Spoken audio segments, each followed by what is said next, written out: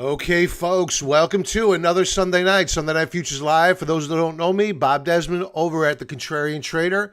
And we have Trader Isaac. Good afternoon, my friend. Smash the like button. Yes, thank you. Right off the bat. Boom, you guys are good. I have a new mic, so if you could please let me know how this sounds. Hopefully it fixed the problem. I would really appreciate it. Eric, hello. Emilio, hello. Nestor, WG Shocker, hello. Chuck, hello. Larry from Louisville. Brian. The sound sounds good? Hopefully, or else it's the bandwidth, and that's a bigger problem. Excellent. Good stuff. Thanks, all. I did some testing, but I tested the old mic, and it sounded okay on the live stream, but when I went live, it was horrible. On the replay, I couldn't believe what you guys were listening to, so I really apologize. I ran out on yesterday, and I got a new one. So as we wait for people to pop in, this is the completion of weekend number 2 of Sober October. No booze, no carbs, and you may be saying, this is only the first weekend. Yes, I started a week earlier because I put on so many COVID pounds, so out of shape. I went back to the gym on September 1st and still only dropped a couple of pounds, and I really needed to get rid of the carbs, really get strict, and I'm down about 5 pounds in about a week. Looking to target, those are easy 5 pounds. It's like a lot of water weight and whatnot, but easily I should be down another 5 pounds or so by the end of October, and feel good, man. The production, energy, holy cow. And it has to do with the carbs, too. Those carbs really sap the energy out of you. They make you tired and whatnot. And I woke up yesterday morning, so much energy. I drove out to the Hamptons, and I watched the sun come up. I haven't done that on a Saturday in a long, long time. So let's get to it. Good to hear. Thanks, Russ. Appreciate that. Good. Good feedback on the sound. Good stuff. Let's get to it. How are we opening up this week? So what we're looking at here, 4-hour charts on the futures, they'll all be 4-hour charts. And we're going to talk about the U.S. dollar first. This is the Dixie Index. And the Dixie is up, which we didn't want to see. It threatened to pop up higher on the daily charts. Weekly chart was weak last week, pardon the pun. The daily chart, while it pulled back, it was an orderly pullback to support, setting the stage for what I believe we might be seeing right now. So, not what I wanted to see. And I'm happy that we did book profits, have profits in our gold mining trade. So we lightened up. We built a lot of cash. I wanted to buy more Rocket Mortgage and some other stocks, but I said, you know what? I can't do it. Now with the president in the hospital, too much volatility. Lord knows what's going to come out this weekend. So I said, you know what? Forget it. Let's sit, watch, wait. Sometimes the best trading is no trading. So that was the game plan. I'm happy that we did it. Let's take a look at the E-minis, see how we're opening up.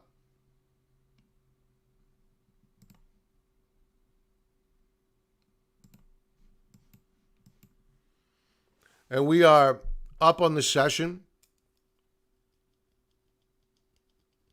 You can see what they're trying to do here is they're trying to break it out above this resistance line in green.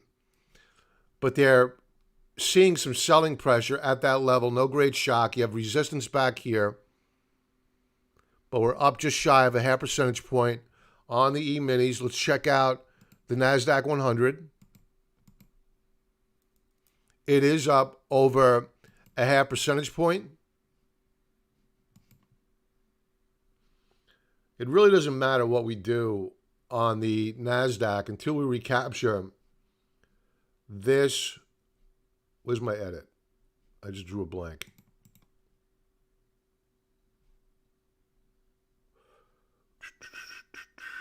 Okay, Bob, what's going on here?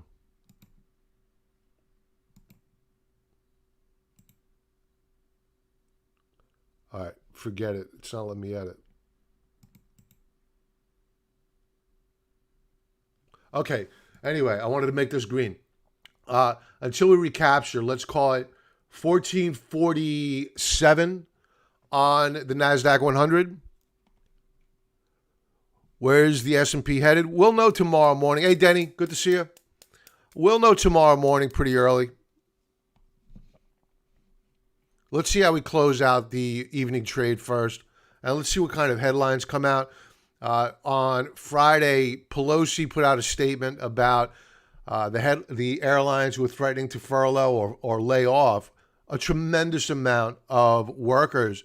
AMC movie theaters may be going bankrupt. You're seeing bankruptcies skyrocket. Jim Chanos was out. For those who don't know, Jim Chanos, big trader, big investor, and he's a big short seller. And he's shorting commercial real estate with reckless abandon. And rightly so. We've been saying that commercial real estate is in big, big trouble for a long, long time. But sometimes the news takes a while to catch up with reality, which is those REITs shouldn't have been going up to begin with. So commercial real estate not looking good.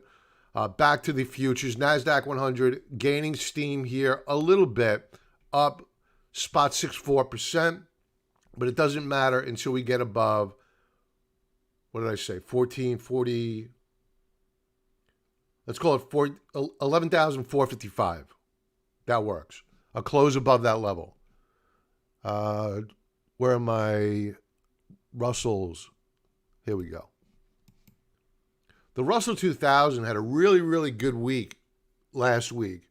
And I think that there's a good chance that we break out this coming week, assuming that, of course, the markets don't roll over. I think that we should have a deal sometime this week. And if that happens, you're going to see the markets rally higher. But just keep in mind, every time they announce one of these new stimulus packages, it has less and less of a desired effect because they're pushing on a string at this point. So don't expect the same rally up in percentage terms as we did off of the March lows because we're launching off of much higher highs from where we began. So just be careful here. While it's going to be good news short term that we get a deal for the markets, I'm not saying it's good that we add on more debt. Don't get me wrong. I'm speaking about the markets. So short term, it'll be bullish for the stock market. Let's go to gold. I have a lot of chart requests to go over tonight, so I need to blow through the futures. Gold is up slightly, but I am not overly optimistic about gold short term, especially with the dollar.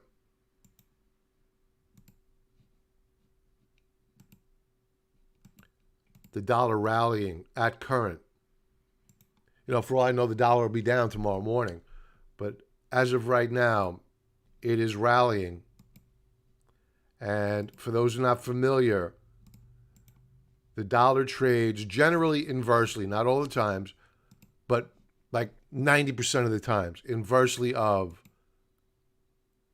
gold.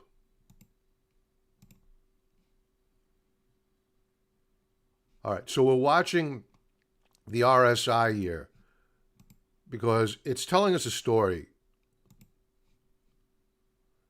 We do have higher lows. They're validating each other. Sometimes you have RSI, which is putting in a higher low here, as is price. But sometimes it'll lead the breakout. It will break out first prior to price. That's an indicator leading price performance. And while you don't necessarily always want to trade off of it, it's an indicator of, okay, watch out for the breakout, then buy that breakout. So gold, interesting, but we need to see what tomorrow brings. Copper stormed back last week off the lows.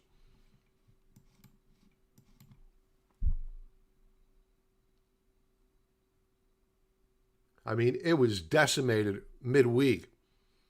And we're rallying back, still down below resistance.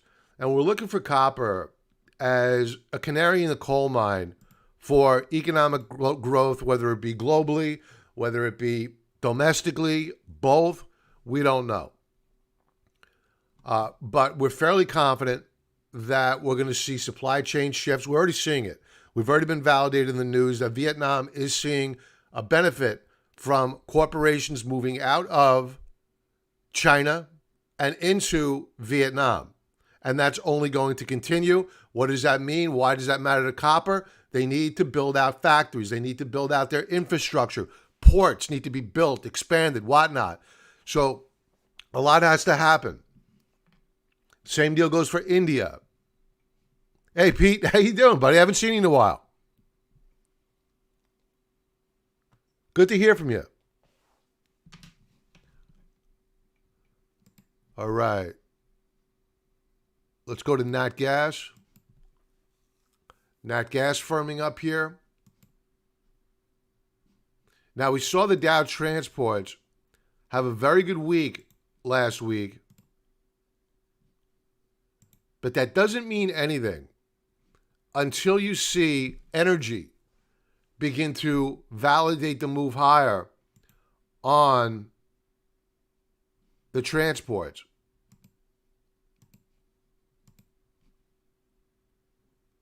So we're watching Nat Gas here, possible breakout.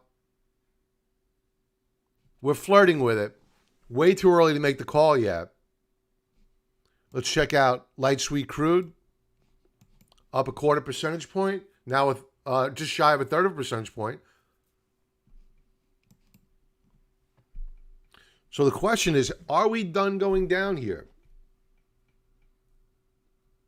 We're long of ExxonMobil. ExxonMobil's yielding us now over 10%. I'm probably not going to add any more to it. That'll probably be my energy position. From what I understand, what I've done some research on, the yield appears safe.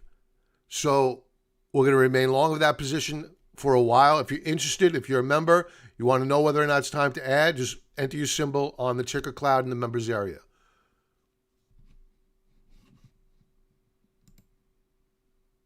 Silver, forgot to go over silver. Silver is down a 1/3 of a percentage point, which is surprising to me because silver is a precious metal and usually trades with gold. Both had a challenging week last week, but gold is up at current. Silver is at current down. It's also viewed as an industrial metal. Copper's up. Let's go back to copper really quick.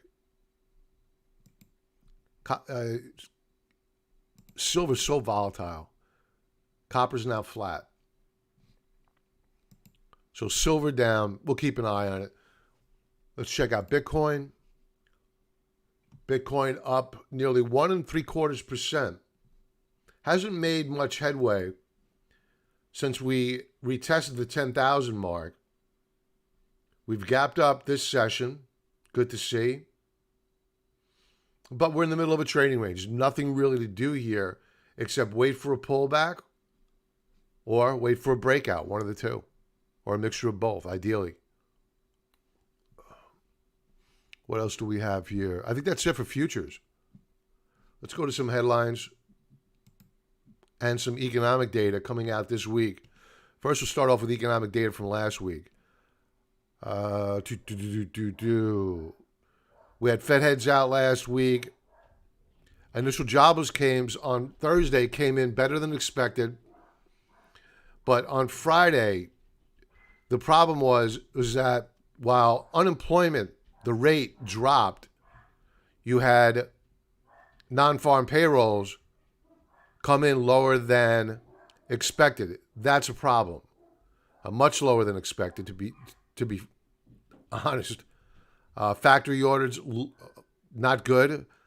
They expanded, but less than expected. Consumer sentiment was better.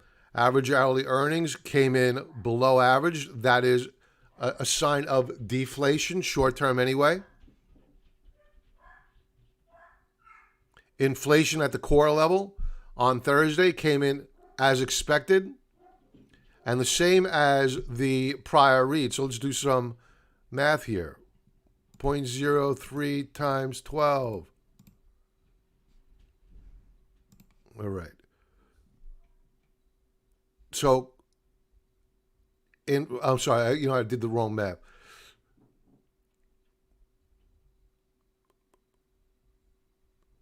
Yeah, I did that wrong. Okay. So inflation is coming in as expected. What else came out last week? Not much. Home sales are on fire. The home building index hit all-time highs last week. Very powerful. The chart is outstanding. It's one of our watch stocks for the week, as a matter of fact. The XHB, if you want to bring that up. The XHB, looking really good. This coming week, we have not much data coming out. The two important reports that are going to matter this coming week, it's not a report. It's the FOMC meeting minutes from last meeting. And then on Thursday, we're going to have initial jobless claims. Very, very important. So, yes, Denny, hit the like button if you would, folks. I'd really appreciate it. Thank you very much. Let's go to some headlines. This is good to see. I don't know if anybody caught this, but this is just put out a little while ago. Trump makes a surprise visit to supporters outside Walter Reed Hospital. Good to hear the president's doing well. Prayers to his family and those around him. That's good to see. That'll only help the futures. Not much in terms of news over the weekend with regard to negotiations about the COVID package, the stimulus package. The last comment we have out of Pelosi. Oh, this is refreshed. Corona relief deal, as Pelosi says, Democrats await agreement from... So there's nothing happening here. All right, so they're still stuck in the mud with a relief bill. I'm sure it's going to happen fairly soon. AMC theaters will run out of liquidity within 6 months.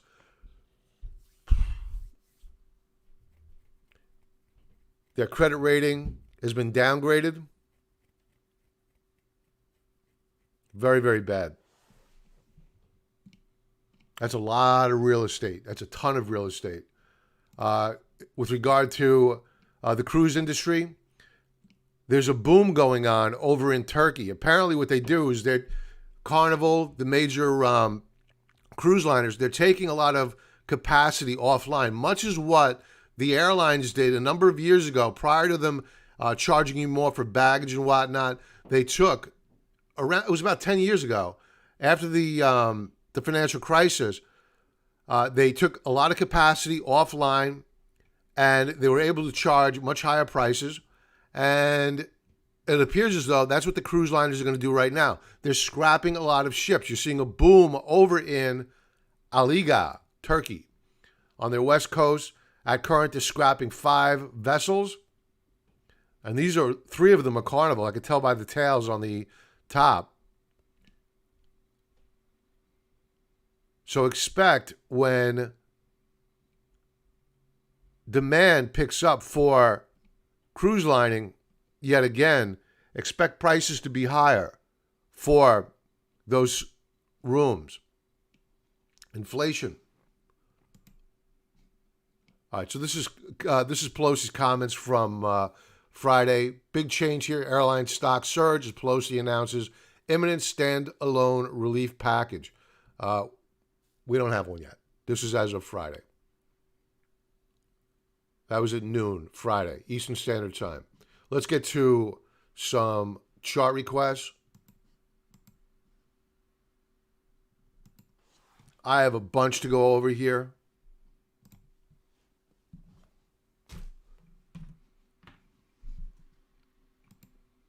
Let's begin with JKS. I'll take as many as possible. I did a good job of blowing through the gotta-dos quickly, so we're going to have some time here. So I have 1, 2, 3, 4, 5, 6, 7 members' requests to go through, JKS, and then we'll go to the chat box. JKS, Jinx Solar, very, very extended. I need to take a look at the monthly chart here. Very, very extended. This is looking like a short to me as a scalp, not as a bet that it's going to collapse, as a scalp. We are way above the 3rd standard deviation Bollinger Band. Where's our RSI? RSI weekly basis is at around 81. Daily chart.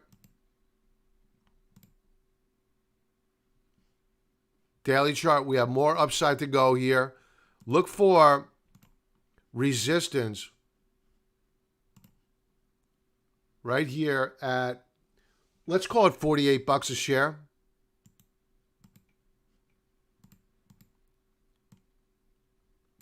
So we'll be looking to scalp this one. We have RSI on this one just shy of 90. If it pops up tomorrow, it'll be above 90. So I would be looking to short JKS for a scalp only. In, out, go to cash.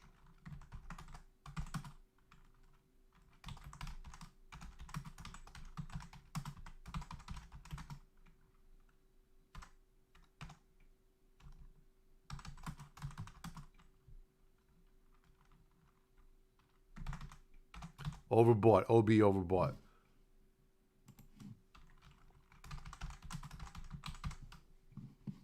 Okay. I wouldn't short this stock at the open on Monday. I don't care if RSI is at 90 or whatever. I don't care. We have known resistance above. Let's wait for it to rally up and into it and trade above, ideally above the third standard deviation Bollinger Band as well on a daily basis, in addition to a weekly basis. Then we scalp. So I don't know how much data here. Oh, there's enough data here. It goes back a while to 2010. Let's see what the seasonality is for October, November. Not wonderful. Seasonality for October, November is below 50%. And folks, the charting software I'm using is TrendSpider, automated technical analysis using algorithms. And you have a lot of functionality, analyst ratings, trade alerts, automated trend lines, whatnot. A whole bunch of stuff. There's a link below, 35% off. Use that link below in the video description area, CON35, the discount code. It's also written down there. Let's go to the next one, VET, the next symbol.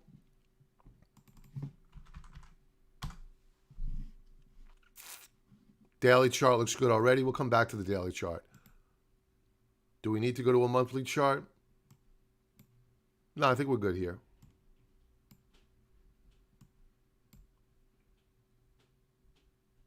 Looks good. Looks interesting. This is a recovery play. Sorry, my neck is stiff as heck, folks. Sorry for the movement, twitching, whatever. We broke out back here. It's hard to see. The week of August the 10th. Ever since then, we've been bouncing around, but holding the breakout point. I've never seen so many retests of a breakout point in my life. It's ridiculous. But I'd be curious in knowing what the short interest is on this trade. I bet you it's up there. Because energy is hated. And every time this thing rallies, sellers are moving into it. And that tells me that there are shorts out there leaning into it hard. And there will be a day of reckoning shortly. We do have a big volume shelf above. That means that there is a ton of overhead supply between $5 a share and $8.25 per share. So be forewarned. I do like the fact that we bounced yet again off of support last week, but we've been here. We've done that. We need to do a deeper dive to see how we are setting up for the new trading week. Daily chart. And for those folks who didn't know what I meant by automated trend lines, these are your automated oh, nice day on Friday. These are your automated trend lines right here. Nice, right? It's good to have. So I love outside reversal bars. So we flashed an outside reversal bar, aka a bullish engulfing on Friday. Very, very good stuff. And we managed to recapture support in blue, which we gave up and closed down below on Thursday. Very, very good price action. I really like it. Stokes, nice. They broke out. I mentioned earlier, indicators leading price performance, right here. You're looking at it. Stokes broke out back here on the 29th of September. We pulled back, retested. we held the breakout point. What did we do on Friday? Popped up higher. RSI.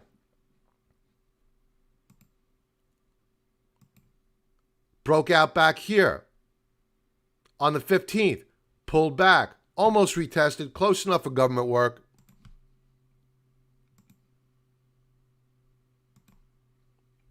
Broke out last week. Higher lows. Think about it. We've been putting in lower highs and lower lows for a few weeks now. What has RSI been doing? Higher lows. This is what I mean by when I say the markets send you signals. All you need to do is look. So we can complain if the market's crooked this, you can't make money that. You can do it. Just don't day trade. Day trading is bad. Very, very bad. Some people are very good at it. I'm not knocking good day traders, but the statistics of successful day traders, it's horrible. Horrible. SKYS. Another solar stock. Let's go to a weekly chart. See, this is what happens, folks. I harp on this constantly. I always like to say this is not going to end well. The week prior to last, we closed out the week above the third standard deviation Bollinger Band, much as what we did on JKS. We just went over that chart. And while there was still a good possibility of a continuation move higher because these stocks are so volatile, it didn't happen. Huge gap down. Now, we did manage to hold what was resistance back here, is now support. Does it hold? Let's take a look at the daily chart in a moment. But first take note of your stochastics. They're rolling over with lower highs.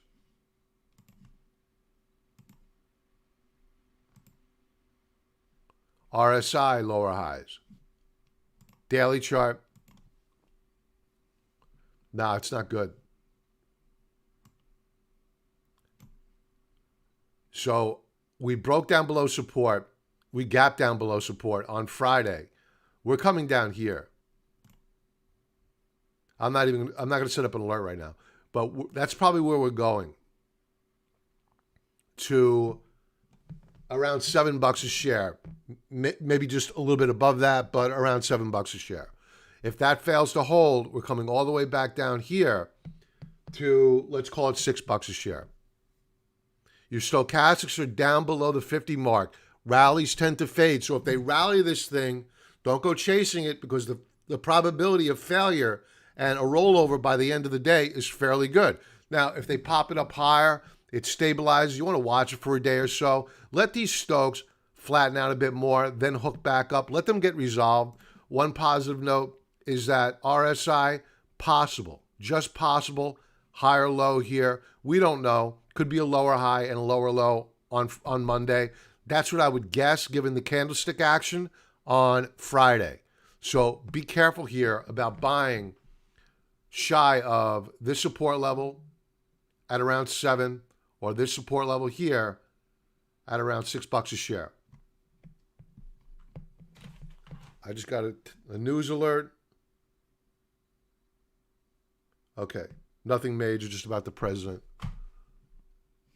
Let's go to HMHC. Eric, this is not going to end well. Could be the Robin Hood. Very good. Good one, Eric.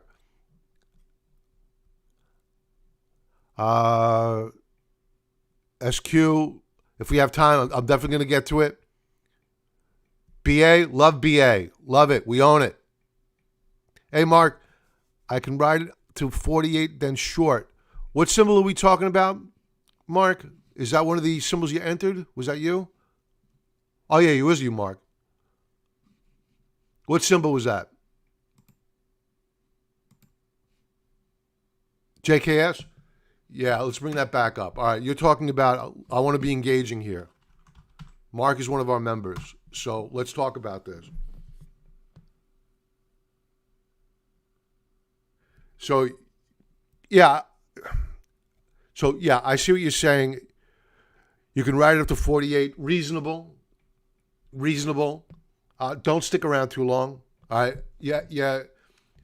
The key to trading, what you're making a momentum trade here, which is fine.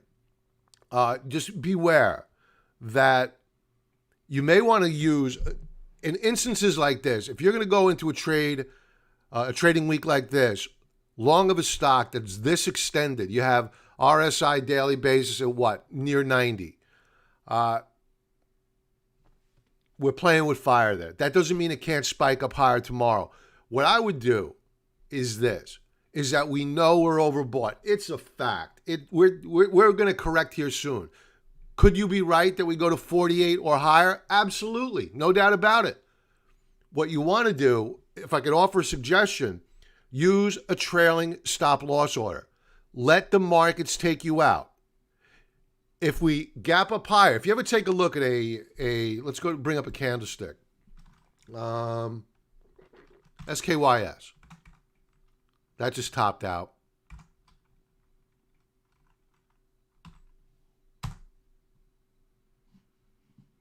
Take a look at this candlestick here. Bring up a daily chart of September the 25th. Now, I don't know what the percentage is from the peak, which was what? High of $12.49. But the close was at $9.98. That's a big spread. All right, so think about were you using a trailing stop loss order and you got taken out. Suppose you used a 3% trailing stop loss order. Think about all the profit within this wick that you would have salvaged and put in your pocket just by letting the computer do the work for you. That's how I would trade this.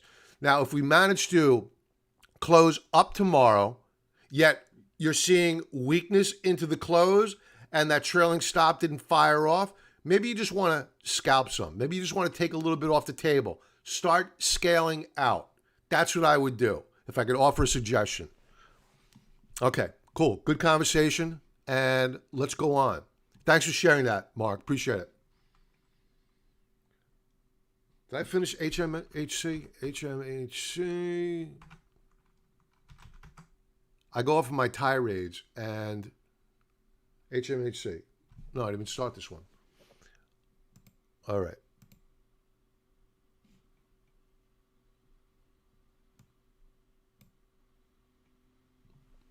This looks good. Well, you're welcome, Mark. Anytime. Hey, Bob, can you take a look at the VIX? It put in a double bottom and then higher. Sure, we could do that. I always want to talk about the VIX. VIX is very important. I'm afraid of the VIX right now, to be honest with you. In addition, trading volumes have been up since the end of August. Yeah, we'll take a look at the VIX. Will. Yeah, let's go through the ones I have on my list here. We'll go over to the VIX. I'll make a note to myself because sometimes I forget and I feel bad. So as soon as I'm done with my list here, we'll go to VIX. Then we'll take requests from the audience. Yeah. No, we'll do it, Will. No problem. Okay. This is Houghton Mifflin Har. I guess that's an abbreviation there. Okay. I don't care what it's named. I don't know what they do. They're on the CBOE, so apparently they are some sort of a commodity play, and a very, very nice week last week. A very nice week. Let's take the automated trend lines off for a moment, and let's talk about this. Even with the automated trend lines, I still need to take my crayon out and draw my lines. This is a very nice chart.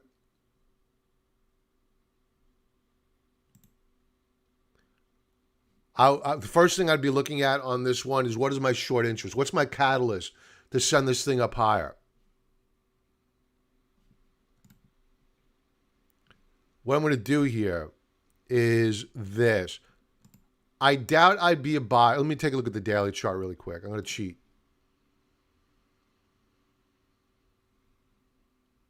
All right. We're going to set up two alerts here. I like the weekly chart. Let's leave it at that. I can do my alerts from the daily chart. As a matter of fact, I'm going to overlay weekly trend lines onto a daily chart. Click the wrong button there. My apologies. And there we go. Okay, so this tells a story. This is what I love about TrendSpider. I want to be a buyer of these shares. Ideally, it may not happen, but it probably will. I want to be a buyer of these shares at this support level here. This is weekly support in blue on a daily chart.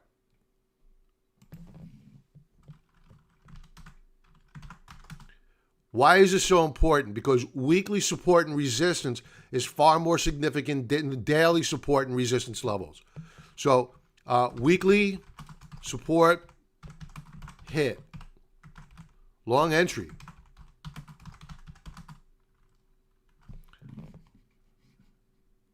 And why is it such a good long entry point? Because what we'll be doing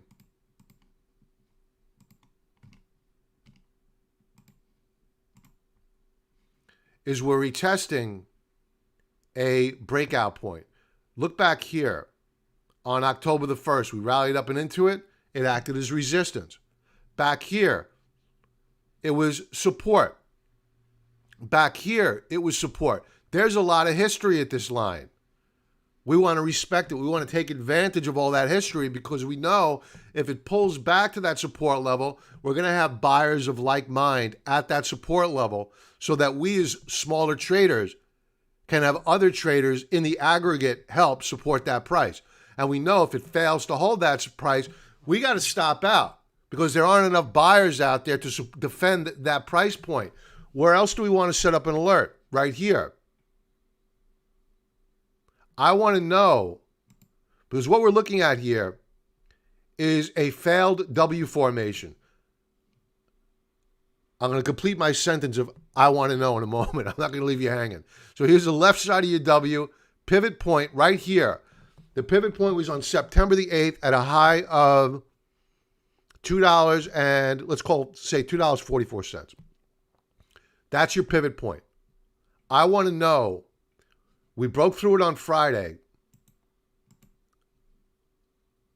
when we touch, bounce.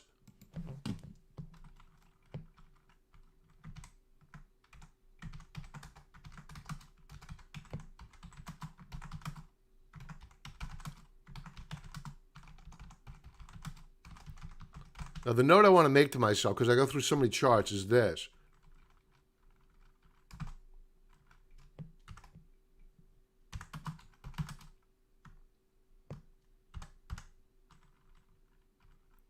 Support level number 1 of 2. That lets me know that I have another support level below that I prefer better than this one.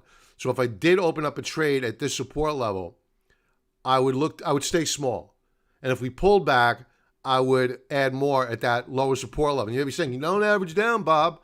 It's a reasonable thing to do here. As long as you keep a stop loss right below this support level. If it fails, you got to get out.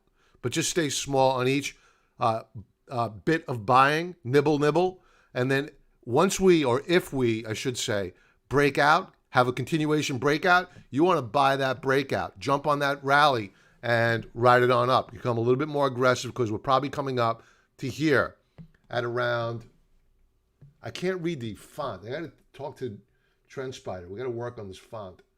It's very hard for me.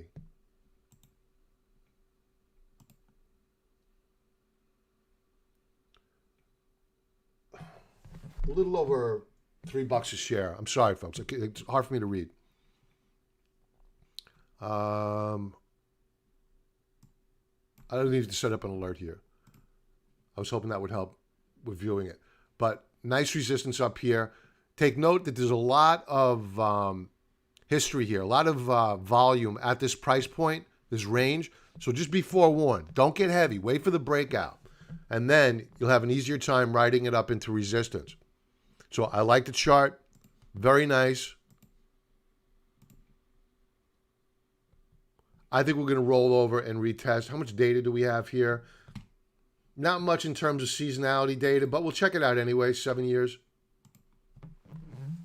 over the past 7 years, HMHC has been up only 48% of the time in October and even lower in November. We don't trade solely off of seasonality. We use it as a tool. That's it. It's an arrow in our quiver. That's it. You got it, Franklin. Okay, so I like this symbol. Looking good. Our alerts are set. We're ready to go to work tomorrow. Oh, SCM. I already have that on my list, Franklin. I got you, brother. TNK. Was this TK Tankers? Yep. TK Tankers looking good. Transports, folks. The Dow Transports moving up higher. Markets are sending us signals. I want to go to a monthly chart here first. Looking very nice. You got it, Franklin. Looking very nice here. Higher lows. Probably, not definitely. We still have Stokes that need to get resolved. They're still declining on a monthly basis. I don't like that. RSI is hooking up. I do like that, but I don't believe there's a breakout yet. Let's validate that. I am wrong. There is a breakout. We have broken out above resistance on RSI. Stokes, I still don't like. So, be forewarned. Stokes is still moving lower, but we are at historical support. Weekly chart. We have a ton of overhead supply here, as noted by these volume bars. I would say between 18.24 per share and 12.70 per share. There's a ton of overhead supply there. This is another one where I want to check out the short interest. Ideally, there's a large number of shorts in here waiting to get squeezed, so that if you have a good setup, they'll help you with the shares moving up higher. Now, last week was good in that we flashed an inside week. No new high, no new low. It's been brutal trade since February. So it looks interesting. Let's go to a daily chart. Then we'll go to seasonality, because I know there's a lot of data here. Excuse me.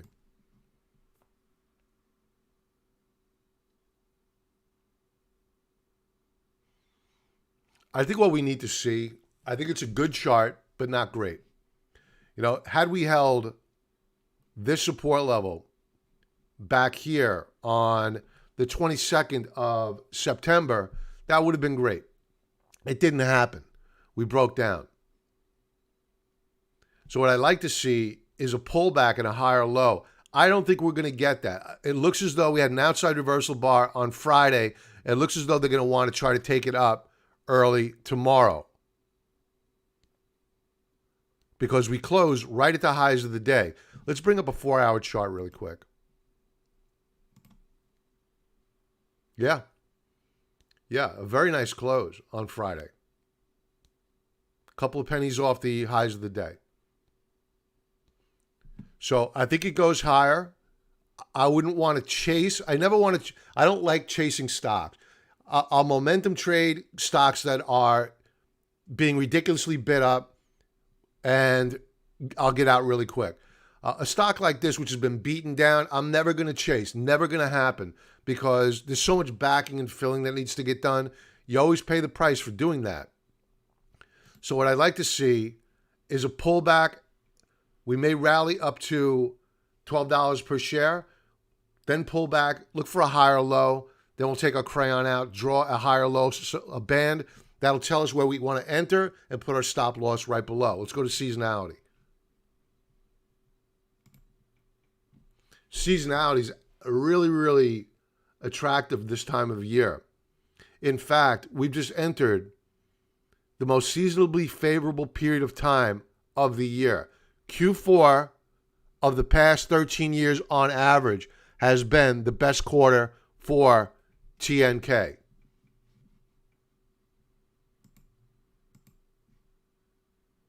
Interesting chart, looking good.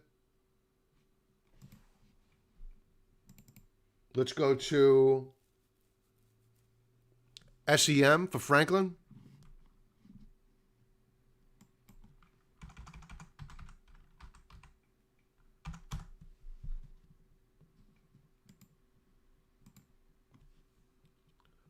Another beaten down name, which I have nothing against. You just need to be really, really patient with these names, just like with Exxon. But that's paying me over 10% now in dividends.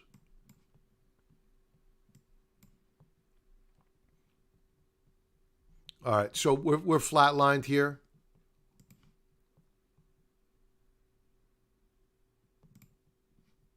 That's not, I didn't want to bring this tool up. Let's get rid of this. Let's do this. All right, so we must hold.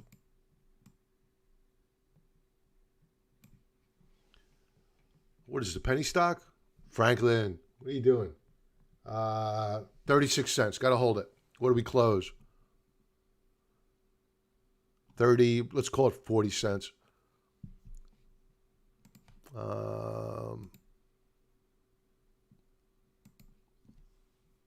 So you have a tightening pennant formation, wedge formation, I should say. I'm trying to find nuggets of gold here. You know, we're done putting in lower lows on the. Is this the right symbol? No, this is the wrong symbol. Franklin, I'm sorry. Sorry. I knew you wouldn't do that. I knew you wouldn't let me down. I pulled up the wrong chart. What's wrong with you? Only when I'm live. Okay. That was embarrassing. Sorry, Franklin. Okay. I was like, what is he? He never asked for these stocks. Okay. All right. Now that makes sense. Good. All right. So we got Select Medical Holdings. Okay. Monthly chart. We'll kick it off with that. We have resistance at 21.78 to share. Stokes are putting in higher lows. Nice W formation on our RSI, and they broke out, moving up higher.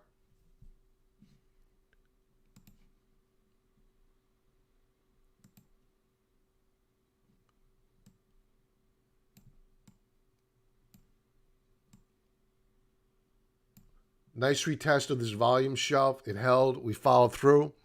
Let's bring up some automated trend lines, see whether or not I'm missing anything here.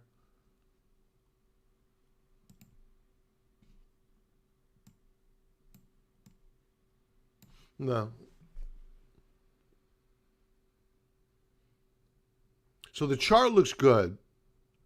It's coming off of its lows, but from a risk-reward perspective, looking at a monthly chart, do I see a good entry point from a risk-reward perspective? Not yet. We're way too close to resistance at 21, what did I say, 21.78? That's a 3. I got to talk to them about changing the font.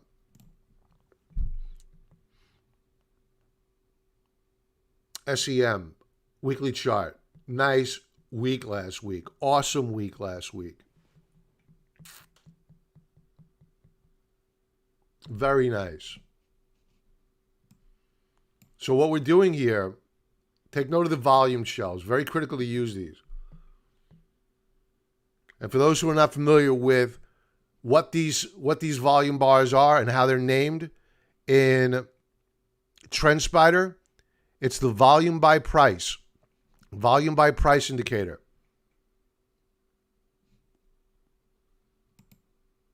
Right there. Volume by price, take it on. Take it off, put it on. No. Okay. I need to sip some water. All right, so good week last week. We broke out on a weekly basis. However, again, that monthly resistance level is right above.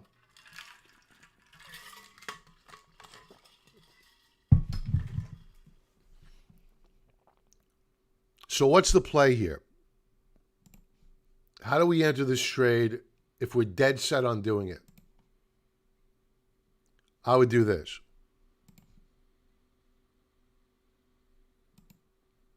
$19.67. That's the price point.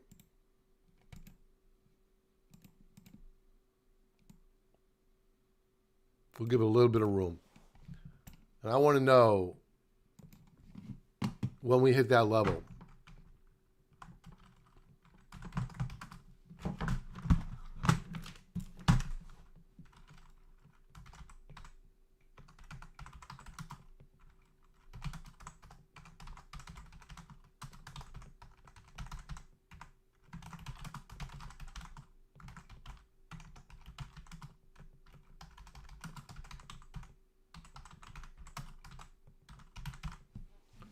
Okay, so we'll keep this active for the week.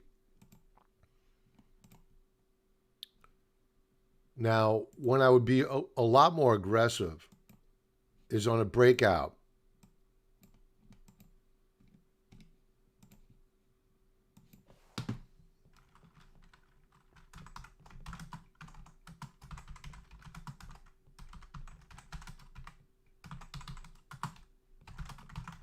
And are open to a trade. So if we get the pullback to support, we nibble, open up a position, scratch the itch, get it out of the way, stop loss right below, give it a little bit of room, then add on a breakout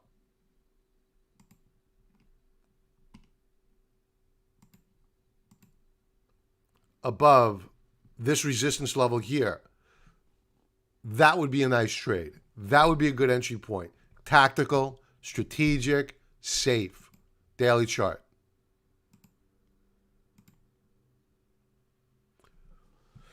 Awesome day on Friday.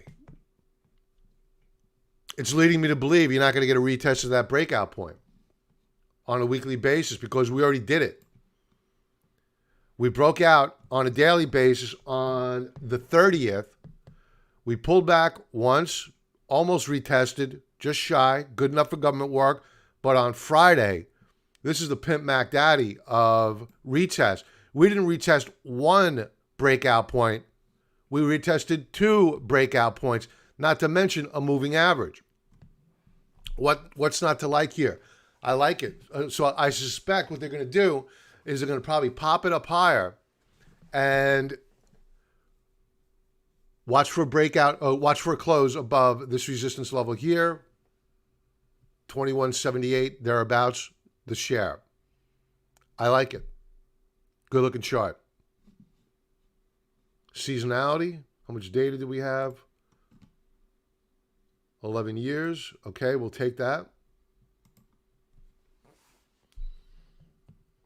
October, it's a meh. It's up 50% of the time, so it's okay. Up 55% of the times in November.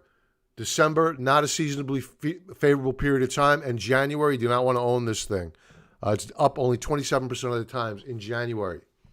So just be careful here with the end of the year and the new year if you remain long.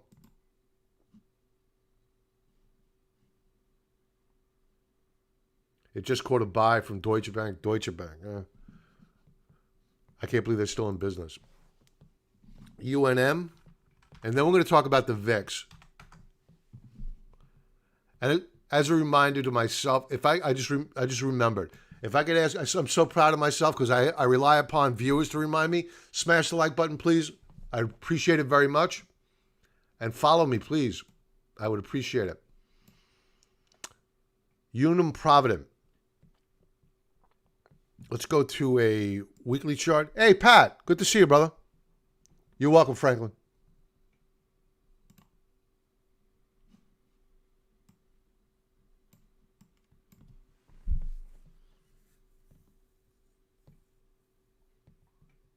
Another recovery play, which I have zero problem with. It's just a matter of how we build our positions. That's all. And you want to do it slowly.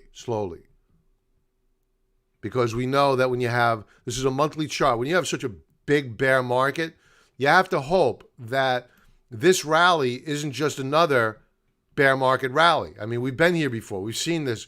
We've been to the puppet show. We've seen the strings many times, right? So we know that the probability of the shares failing here is pretty high because the path of least resistance, I may be a contrarian, but I still respect the trend. So we're open-minded, right? I like the fact that we have rallied and that we have found a higher low, maybe. What I want to do is take my crayon out and say, okay, when are we really, that didn't work out well. That's also didn't work out well. All right, hold on, Bob. Get yourself together here. Remove. All right, let's try that again. Boom, that's better. Okay, so do we have a bear market rally? We don't know yet. We'll have to assume that it is. We have to assume that the path of least resistance remains the same direction, down. Does that mean that it can't be traded? No. Now, what I'll tell you, what I do like, and again, this is like the third time this show where we are seeing indicators lead price performance. What do I mean? Take note of your stochastics. They broke out. They broke out here in August. We have no breakout above the upper band. Let's take the automated trend lines off first. Clean this up. We have no breakout yet above this secondary downtrend line. And here's your primary. Here's the Pimp Mac Daddy of trend lines right here. And we're nowhere near it yet. Stokes are rising. RSI is rising. Good stuff. Momentum is changing. Weekly chart.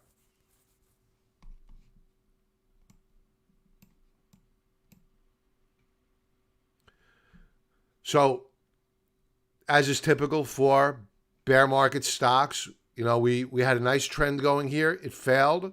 That's okay. The question is, do we hold it? We're very close to the bottom of a volume shelf. If it fails to hold this support level and closes back down below, let's say,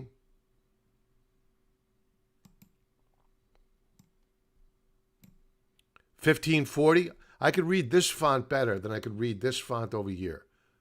I must give them feedback. If we close down below $15.40 on a weekly basis or even on a daily basis, avoid like the plague. But if we hold it, that's good stuff. But ideally, we hold the lows of last week and we break out.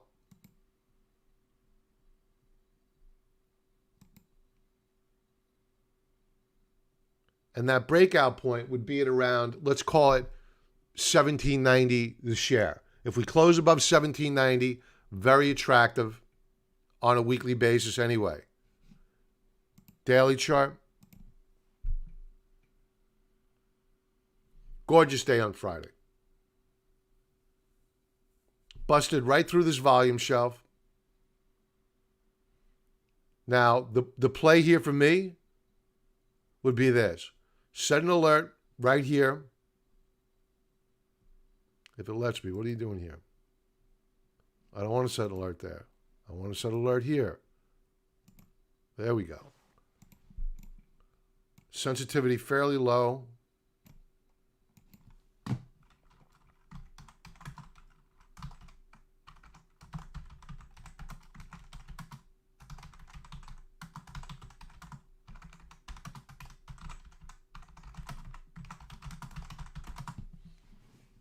So that way, if you wait for that support level to get tested, you're not buying into resistance above. You're buying at a support level where you know if it doesn't hold, you stop out. If you chase it midday, morning, God forbid you do that, and it fails by the end of the day, you're going to be kicking yourself, and you hate that feeling of regret. It stinks. So I would wait for the support level to get retested. Remember that, keep in the back of your mind when you're entering on a daily basis, don't forget about the monthly chart. Don't forget about the weekly chart. They're still in downtrends. There's no significant breakout of that macro downtrend, that bear market. So you're taking on a lot of risk buying this stock. If you're going to take on that risk, then buy it at a support level at your choosing. That's what I would do. Because these stocks, you're going to find recovery plays, backfill, backfill, backfill all the time. They're rarely just going to go skyrocketing straight back up after a big bear market. So patience, it'll come to you, guaranteed.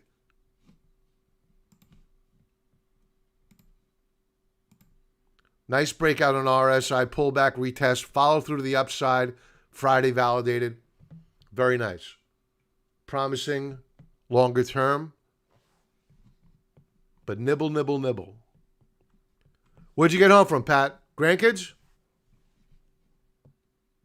All right, let's bring up the VIX. We'll go over VIX on a weekly basis first. Here's my VIX. Here it is. Now, there are times that I say that charts look ominous. All right, let's do this as well. And this looks ominous, and I'll tell you why in a moment. I'm going to bring up a chart. Remember, the VIX is supposed to trade inversely of the S&P 500. Here's a weekly chart.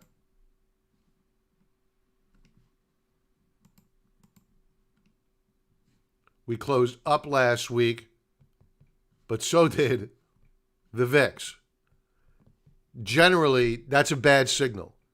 We've seen this happen time and time again, where VIX closes up, S&P 500 closes up. It doesn't lead to good things. Usually, it ends poorly. Can the relief package through Congress solve that short term? Sure, I think it can. But I think the market is waiting for that. So the VIX closed up last week. Could it be that people were buying insurance because the president was in the hospital? Sure, possibly.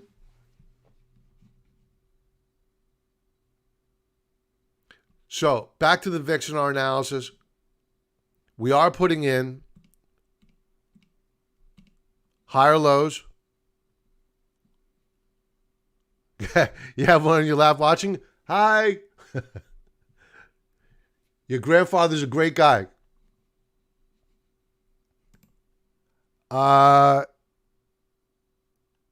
Masha 80. I can't do Uber. I have a conflict of interest with a potential conflict of interest with ride-share companies. I have to stay away to avoid any appearance of a conflict. So sorry about that, but I need to be transparent.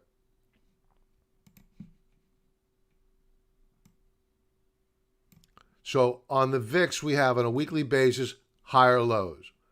And we have a threatening secondary downtrend line here. Now, we did close off the highs of the week last week. That's good to see. But take a look at your ultimate oscillator. It broke out, pulled back, retested. Sorry about that. Any other symbol outside that ride share, I'll definitely go over for you. My apologies. We have higher lows in Stoke RSI. Stokes are rising. I mean, the VIX is looking pretty good here. And not to mention, you take a look at the price action on the S&P 500 last week, it faded. I mean, we closed up, but we closed well off the highs of the week. So while I'm not predicting a crash right now, I'm not. I think that this could get resolved, but it's going to take a lot of heroin's got to get injected into the economy. It's as simple as that. And believe me, that is no resolution to the problems that this economy has. It's the worst thing possible, to be honest with you. But there is an election coming up. I get what's going on here, and we have to live with it. So I have to assume that the president being in the hospital and the lack of a deal is adding to the strength on the VIX. Daily chart.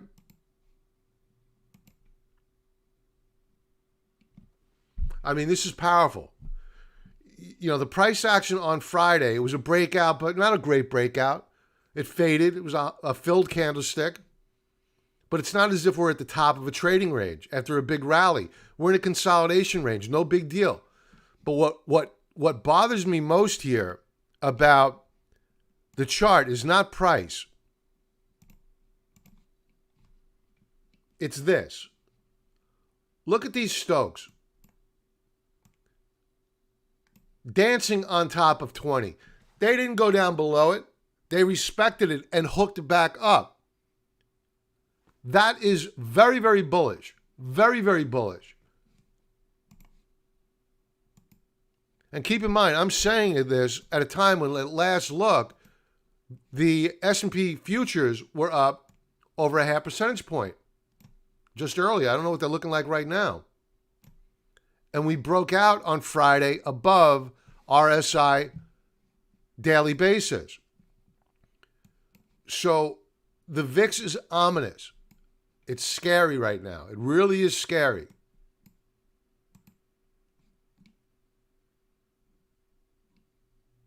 Now, Will, hopefully I answered your question about this, if that works.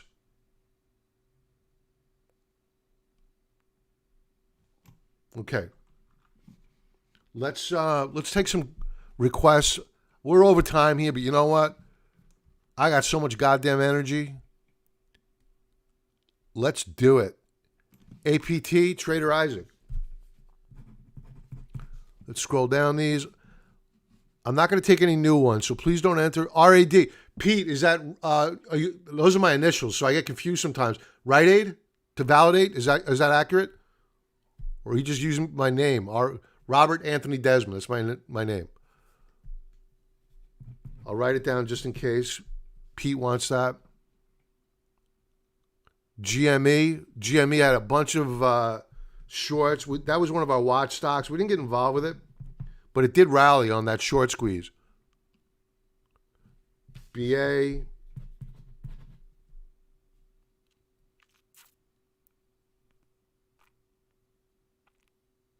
What else do we have?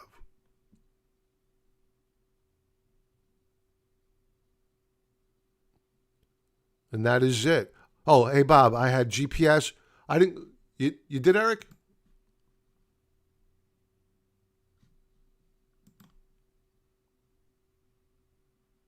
Okay, I'll go over it. GPS.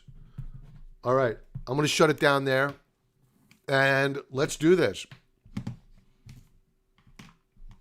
First, I want to take a quick tour of the futures, see if the S&P 500 is still holding up. It faded a little slightly, not much.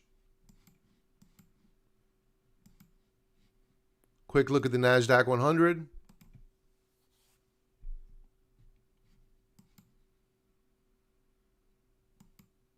Not much of a change here. Okay.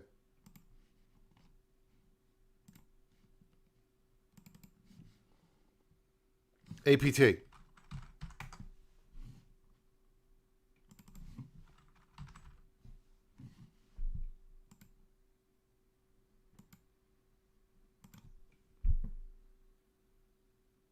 Alpha Pro Tech monthly chart.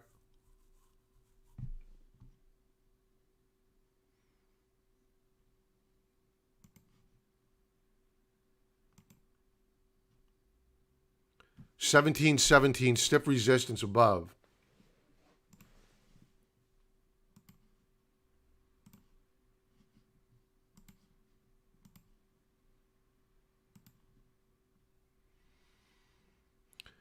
Stokes are still weak. Weekly chart. Good week last week.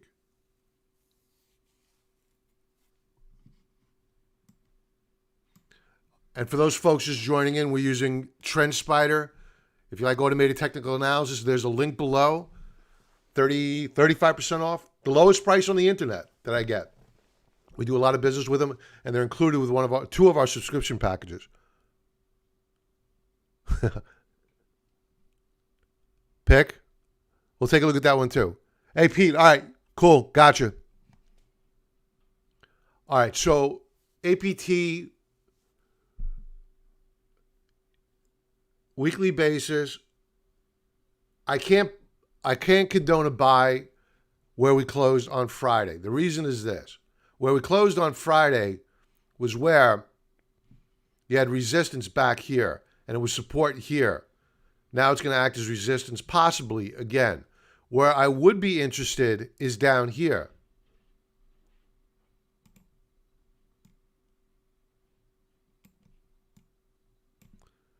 $15.10 the share.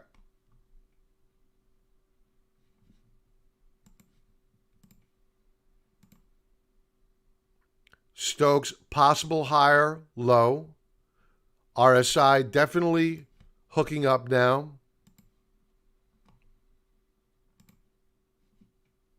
Daily chart.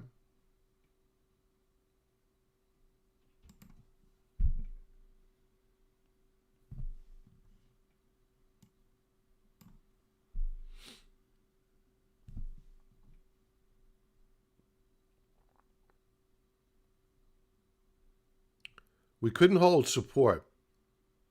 I think we're going to fill the gap.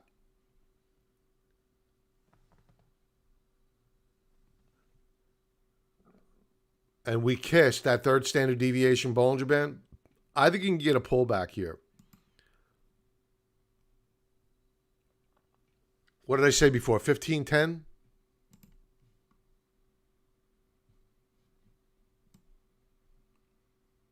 Yeah, 1510. It's 15.9 here, but 1510 on a daily chart. 1510 the share. That would be a good entry point. I would not buy it right here, right now. It was rejected at the third standard deviation Bollinger Band, which it should have been, rightly so. It got extended. Now wait for the pullback. It'll probably happen. Feel confident with that. We did break out with RSI. Stokes are looking good. How much seasonality do we have here? Let's go back as far as we can. Back to 2000. The stock has been around a while. October, a very strong month going back 21 years. Up 65% of the times. November, not a good month, down 42% of the times. So, very important data here. Let's drill down. I want to check something out. It's 65.42. Let's just drill down to a 10-year time frame.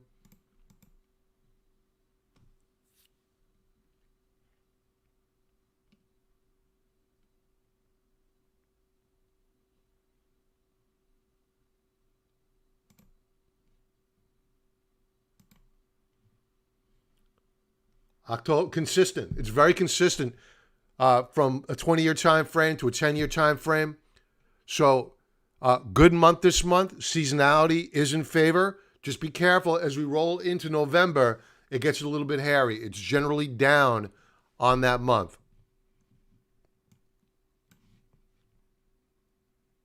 Okay, APT. This is from Trader Isaac. They make COVID masks. Okay, for those interested, I am.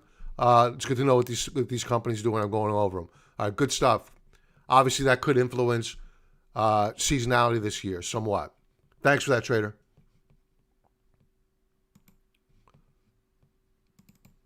All right. RAD, RAD. Rite Aid. Big in my neighborhood. Last time I looked at this company, many, many years ago, they had a tremendous amount of debt.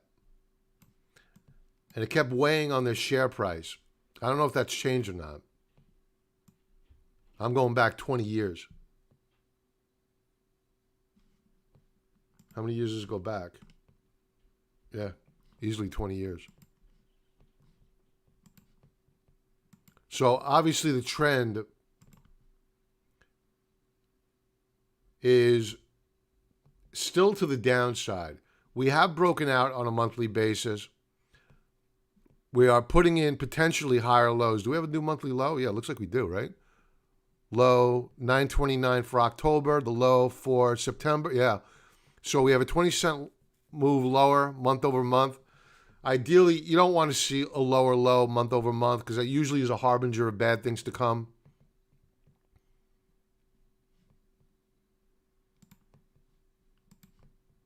Let's bring up our automated trend lines, see what they have to say. All right, so they're picking up a bunch of resistance levels, which we've overcome.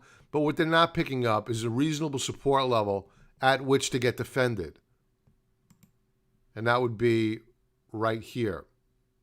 Ooh, and we closed down below it last month and so far this month. You can't buy these shares until we close above $9.94 a share.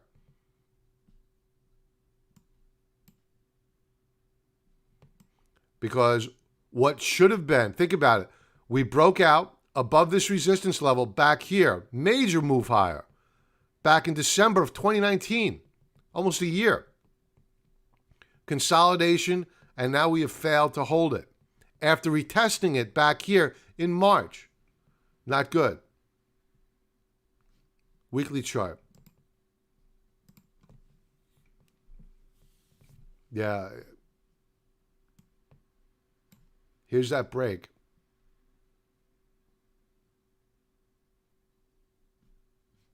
Daily chart.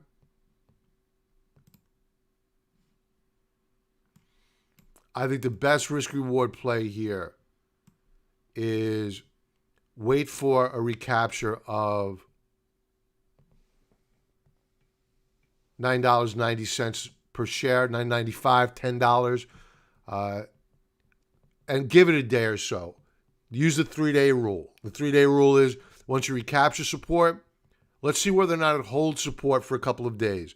Does what was resistance then become support? There's no reason to get big in this trade whatsoever. Would I short it? No. You bet, Pete. GameStop.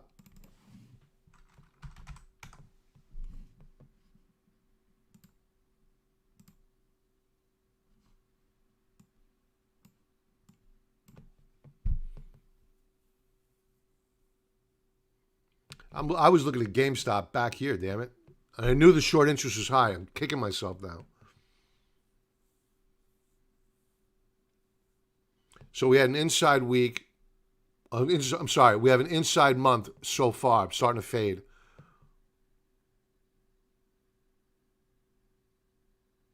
All right, so we've broken out.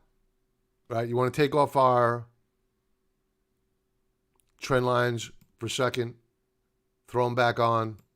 Boom. I honestly would have drawn the trend lines like this. I think that would have been better. Either way, 6 of one, half dozen of the other. We have broken out on a monthly basis. Now we put in a higher low, now higher highs. Now the question is, do we break out and continue this rally, weekly chart? And keep in mind, there were a ton of shorts in this name, which caused this rally. So keep in mind why we rallied. There was some good news. That the catalyst was some good news, and you had a lot of shorts that got blown up. So can this rally continue? I don't know. The weekly chart is saying no. It is saying that in all probability, we're going to pull back this coming week. My alert here expired.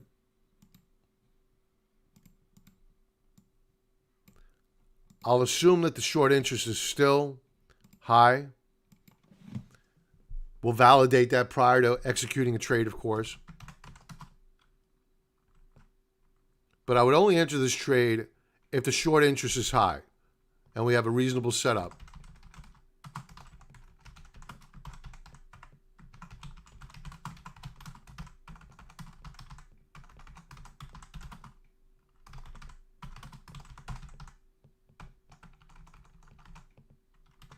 All right.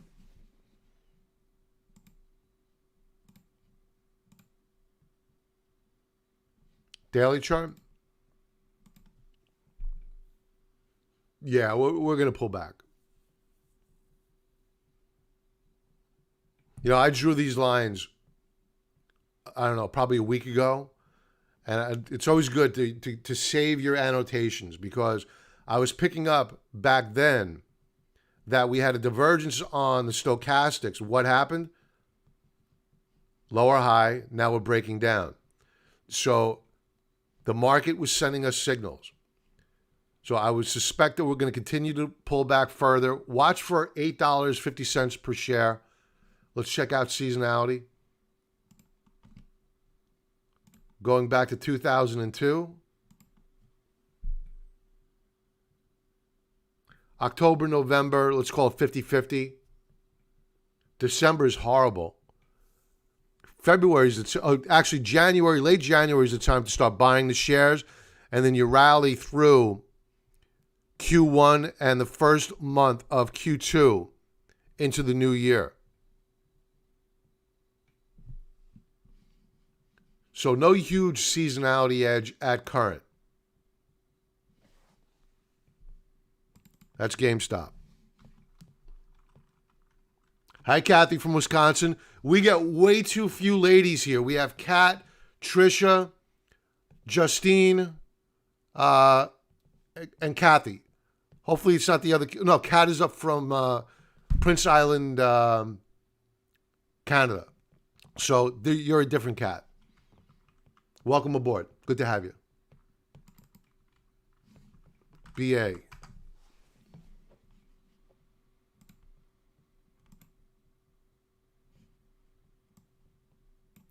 Okay. We got to take off these expired alerts and replace them.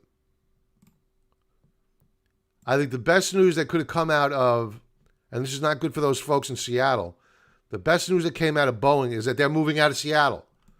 As an owner of the company, I am so happy with that news. At least not all of their production. Their max production. Super max, whatever they call that plane they got.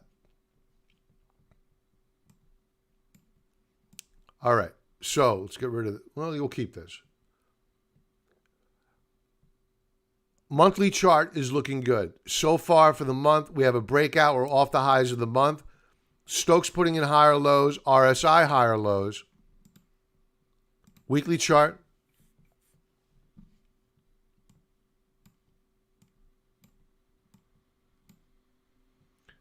Kathy, not to put you on the spot, can you smash the like button, please? Pretty please. Boeing is looking good. All right, so we broke out last week. Obviously, last week was the first week of the month. What I would do here is, let me see if they let me do this. Yep, good.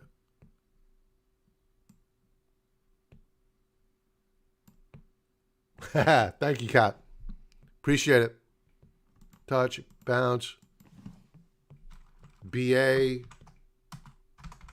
Weekly.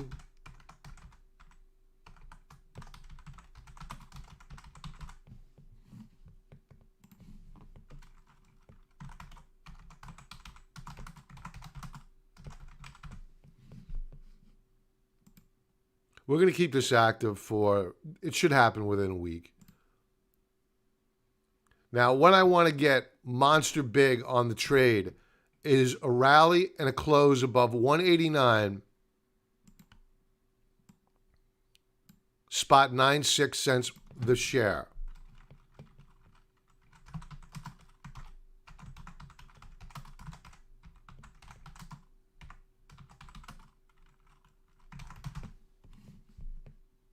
We're going to keep this active for about a month.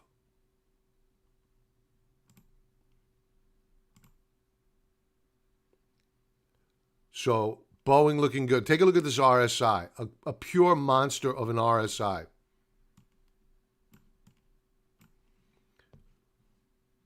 We were pulling back here, made even lower lows here. While we were making lower lows, again, this is another time, this is the fourth time this show where we've seen the market send us signals vis-a-vis either Stokes and or RSI. While we were breaking down to new lows the last week of September, what was RSI doing?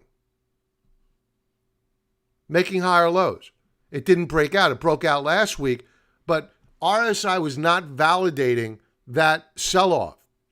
It was holding stable, and last week popped up higher. Beautiful. Daily chart.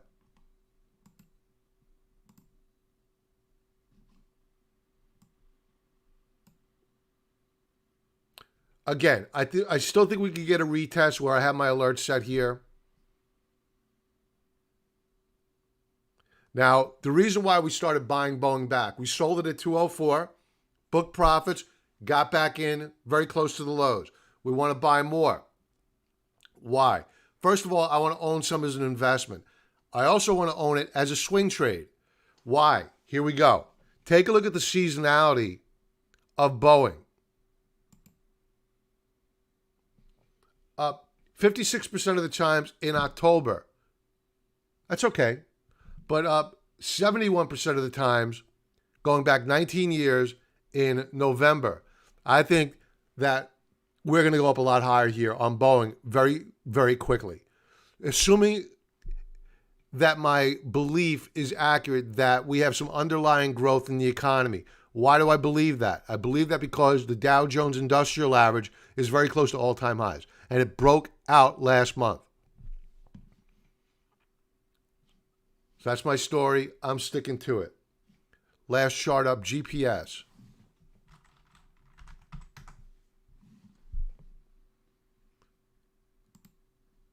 Cat is probably the only Kathy. I'm so used to Cat. Kathy is the only sole lady on this program right now. Is there a symbol I could go over for you? Monthly chart gap, GPS. Very nice.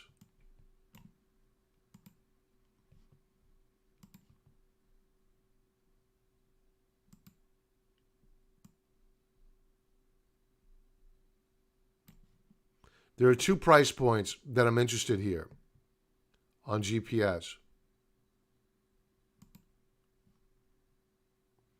The first one is 1886. I want to see a breakout above that mark.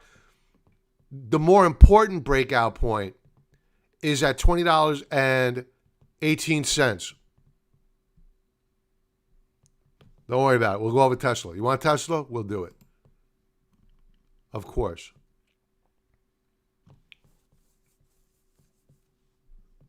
Gap is looking good on a weekly basis.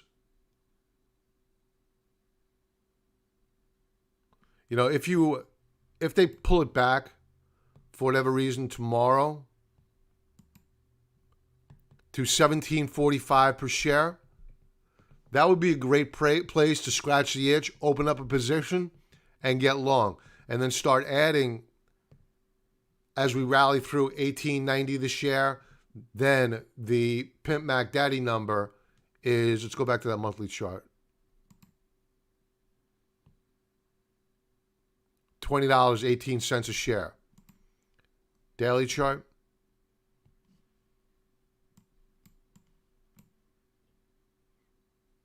This is a good looking chart.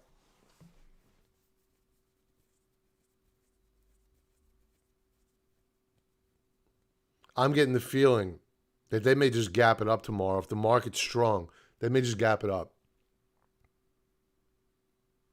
But then you don't want to buy it because if they gap it up, you're going to be trading above the third standard deviation Bollinger Band, which is not a great place to be. So soon thereafter, you'll get that pullback. So I wouldn't chase it on a gap. I would wait for this support level to get retested or another one if you want another potential entry point. Right at this volume shelf at the top at $17.98 per share. How's our season? Hold on, I want to check out the analysts. I see a lot of red here. People may think that I use the analyst ratings for my indicator of what the analysts think. I do in a way. I want to do exactly the opposite of what they do. So look at all the holds and sells. This is the first time I brought up on this program tonight the analyst indicators because I do look at the sidebar when I have it down here. I'll bring it back to how I look at it. I see it over here. But if I see too much green, I don't go to it unless I'm looking to short.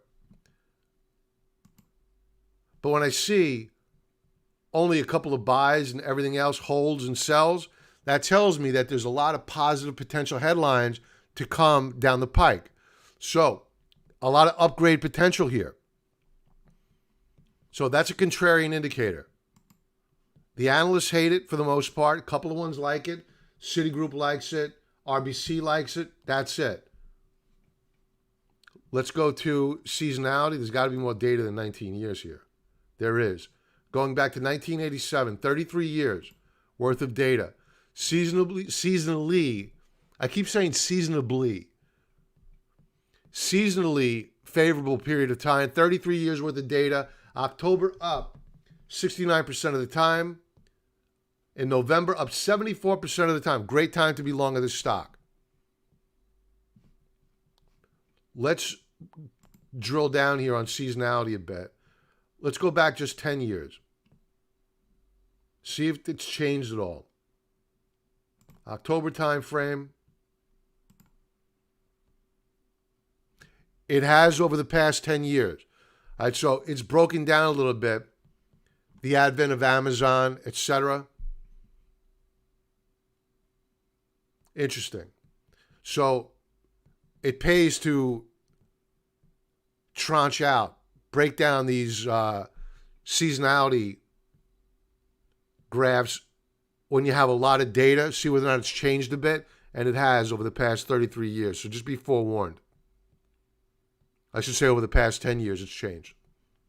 So GPS, either way, that's not going to dictate how we trade. Looking good, but allow the shares to come to you. Know that if they gap it up, they're gapping it up into not only resistance, but above the third standard deviation Bollinger Band. You're welcome, Will. You're welcome, my friend. Tesla, we'll leave it off with this, and I'm going to say goodnight.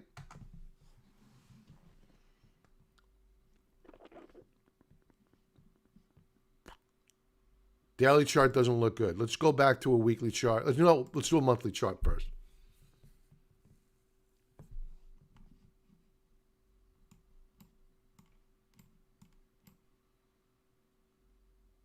Monthly chart, no bueno.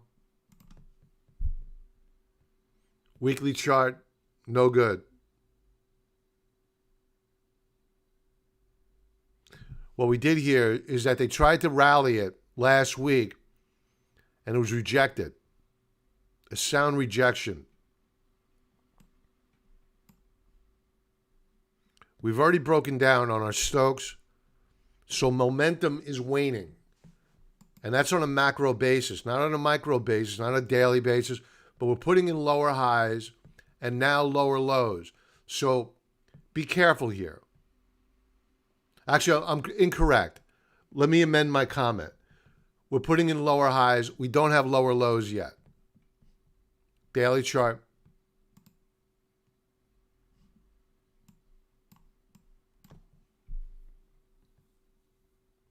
Bearish key reversal on Friday. I mean, this is bad. We broke it out on Thursday. Gap up higher. Continuation move on Friday. Failure on Friday to hold the breakout point.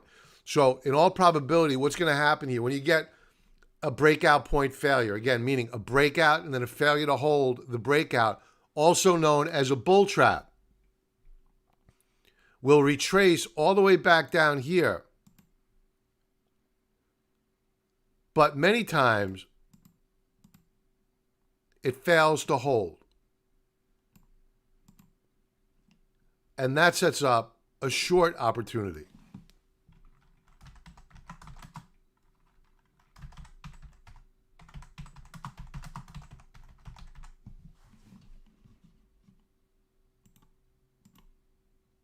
We're going to keep this active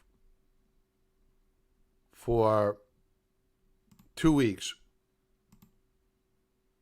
Because if we break the support level and close there on a weekly basis, the following week, if you get a continuation move lower, it's not going to be good for Tesla. I would not be a buyer of Tesla.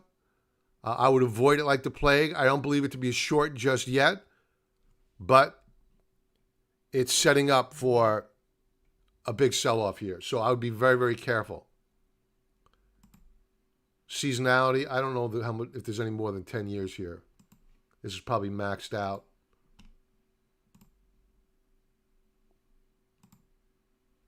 November, seasonally favorable.